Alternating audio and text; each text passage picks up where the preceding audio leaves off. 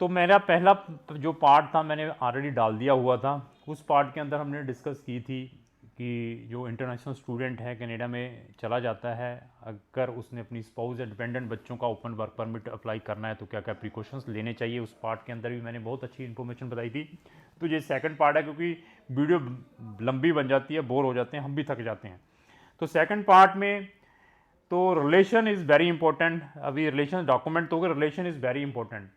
और अगर husband and wife 6 महीने से ज़्यादा सेपरेट रहते हैं तो फॉरेन की हर एक कंट्री में ये मेंशन्ड है कि इनके रिलेशंस नहीं है। तो अगर जब भी आपने अपने स्पाउस के साथ अपना ओपन वर्क परमिट अप्लाई करना है तो आपके जो रिलेशन है आप अपने स्पाउस से एटलीस्ट 6 मंथ तक जरूर मिले होने चाहिए, उससे ज़रूर एक मीटिंग होनी चाहिए। आपने ये भी एक अपने माइंड में रखना, it is very very important है।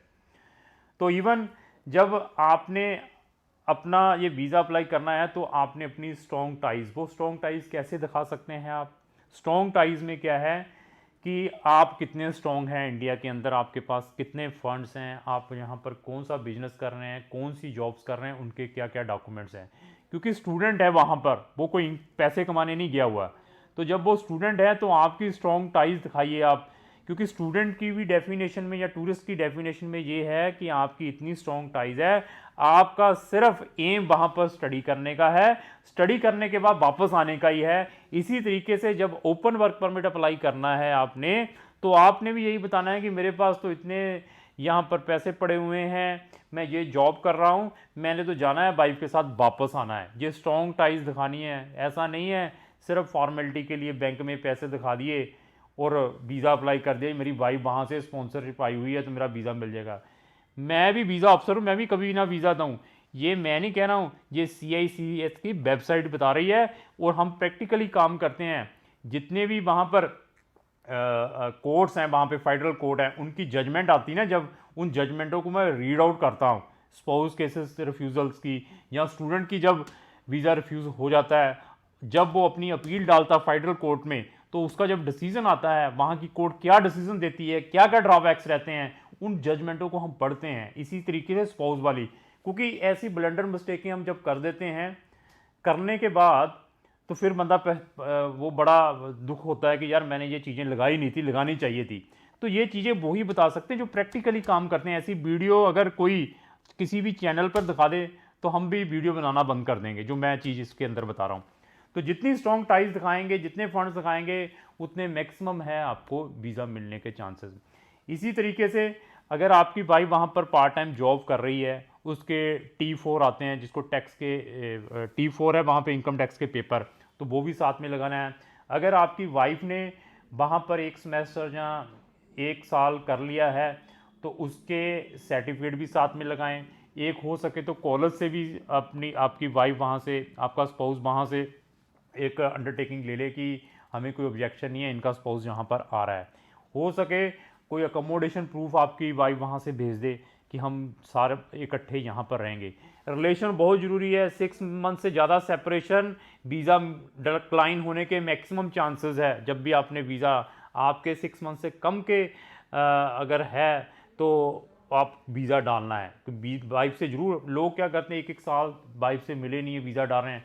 कुछ केसेस तो ऐसे आए हैं वीज़ा मिलने के बाद मैरिज करवा लिया, उसने केस डाला, वो कह रहे कि आपने तो वीज़ा इसलिए डाला है कि उसको कनाडा का वीज़ा मिल गया है।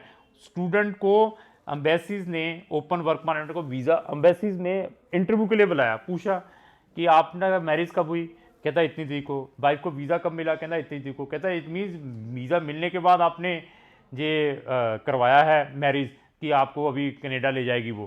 क्योंकि कनेडियन गवर्नमेंट को बहुत टाइम से पहले से पता है कि स्पाउस केसेस में लोग क्या ब्लंडर करते हैं। इवन भाई बहन शादी करवा कर कनेडा में चले गए, चाचे ताए के, पुराने टाइम की मैं बात कर रहा हूँ, और कनेडियन गवर्नमेंट को इसके बारे में मालूम है। आज की डेट में भी उनको मालूम है कि स्पाउस वाले को वीज़ा किस तरीके से देना है, ये डॉक्यूमेंट लगाने हैं। हाँ, अगर आपकी वाइफ वहाँ पर वर्क परमिट के ऊपर है, पोस्ट स्टडी वर्क परमिट में, अगर उसका NOC, जिसको हम नेशनल ऑक्यूपेशन क्लासिफिकेशन कहते हैं, NOC समझने की कोशिश करें, उनको मालूम है जो PR अप्लाई करते हैं। अगर उनका जॉब लेवल OAV के अंदर आता है तो मेजॉरिटी ऑफ चांसेस है आपके स्पाउस को यहाँ पर ओपन वर्क परमिट मिल जाएगा। तो ये चीज़ें आपने ख्याल रखनी है जब भी आपने कनाडा का ओपन वर्क परमिट अप्लाई करना है। किसका?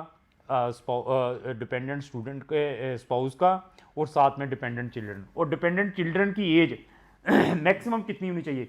21 साल तक के बच्चे एक्सेप्टेबल है कनाडा के अंदर। उनके अंदर कंडीशन है, अगर वो फुली डिपेंड है पेरेंट्स के ऊपर, तो वो भी बच्चे कनाडा का जो ओपन वर्क परमिट स्टूडेंट के जो डिपेंडेंट चिल्ड्रन है वो भी वीज़ा अप्लाई कर सकते हैं। कनाडा में अगर आपने अपना ओपन वर्क परमिट अप्लाई करना है स्टूडेंट डिपेंडेंट और चिल्ड्रन का, तो क्राउन इमिग्रेशन से ज़रूर संपर्क करें। साथ में करना है, वहाँ पहुँचने के बाद करना है, या जब वर्क परमिट मिल जाए उसके बाद करना है। तो क्राउन इमिग्रेशन के पास बहुत सारे ऑप्शंस हैं। आपको बेस्ट से बेस्ट डॉक्यूमेंट प्रिपरेशंस के बारे में बता सकता है कि आप कनाडा से इस टाइप के डॉक्यूमेंट भेजिए, और बच्चा जिसने यहाँ से अप्लाई करना उसको मैं बता सकूँ आप इस टाइप के डॉक्यूमेंट प्रिपेयर करें। जब ये आप सब डॉक्यूमेंट प्रिपेयर कर लेते हैं, देखो जो आपका एक दूसरे के साथ रिलेशन है वो आपने खुद इस्टेब्लिश करना है। मिलना ज़रूर है, मीटिंग ज़रूर करनी है एक आधी, क्योंकि हमने उस कवरिंग लेटर के अंदर everything we can explain, marriage कब हुई थी, हम कब कब मिले थे, क्योंकि जब वो कनेडियन एम्बेसी इंटरव्यू भी लेती हैं, इस तरह के क्वेश्चंस पूछती हैं, उसको वहाँ पे फ़ोन पे ले लेती है, इधर बच्चे को बुला लेती है, तो देखते हैं कि कंट्राडिक्ट तो नहीं हुई स्टेटमेंट। तो ये सारी चीज़ों का वही बता सकता है जो इस प्रोफेशन के अंदर कॉम्पिटेंट है। तो अगर आपने कनाडा का ओपन वर्क परमिट अप्लाई करना है स्टूडेंट डिपेंडेंट का, तो आप इमीडिएटली क्राउन इमिग्रेशन के साथ संपर्क कर सकते हैं। इवन अगर आप अपने पेरेंट्स का वीज़ा अप्लाई करना चाहते हैं टूरिस्ट, उसमें भी हम आपका हेल्प कर सकते हैं। आपका केस देखने के बाद हम बता सकते हैं कि आपको टूरिस्ट वीज़ा अप्लाई करना चाहिए या ओपन वर्क परमिट अप्लाई करना चाहिए। कनाडा से रिलेटेड अगर आपकी कोई भी क्वेरी है तो क्राउन इमिग्रेशन से संपर्क करें। और क्राउन इमिग्रेशन कनाडा के अंदर 100 यूनिवर्सिटीज़ और 120 से ज़्यादा कॉलेजेस को रिप्रेजेंट कर रहा है। उनकी सबकी जो इन्फॉर्मेशन है हमने डिस्क्रिप्शन बॉक्स के अंदर लगा दी हुई है। तो अगर आपने कनाडा में स्टूडेंट वीज़ा भी अप्लाई करना है तो क्राउन इमिग्रेशन आपको बेस्ट से बेस्ट ऑप्शन दे सकता है। आपके परसेंटेज कम है, आपका IELTS स्कोर कम अप्रोप्रिएट नहीं है, आपका स्टडी गैप है, तो आपने ओपन बोर्ड से की हुई है, आपने डिप्लोमा किया हुआ है, प्राइवेट यूनिवर्सिटी से की हुई है, तो मैं आपको बेस्ट से बेस्ट कॉलेज और यूनिवर्सिटीज़ के बारे में इंफॉर्मेशन प्रोवाइड कर सकता हूँ। तो लास्ट में मेरी यही रिक्वेस्ट है कि अगर आपको जो मेरी वीडियो अच्छी लगी इसको लाइक एंड शेयर करना ना भूलें। Thank you.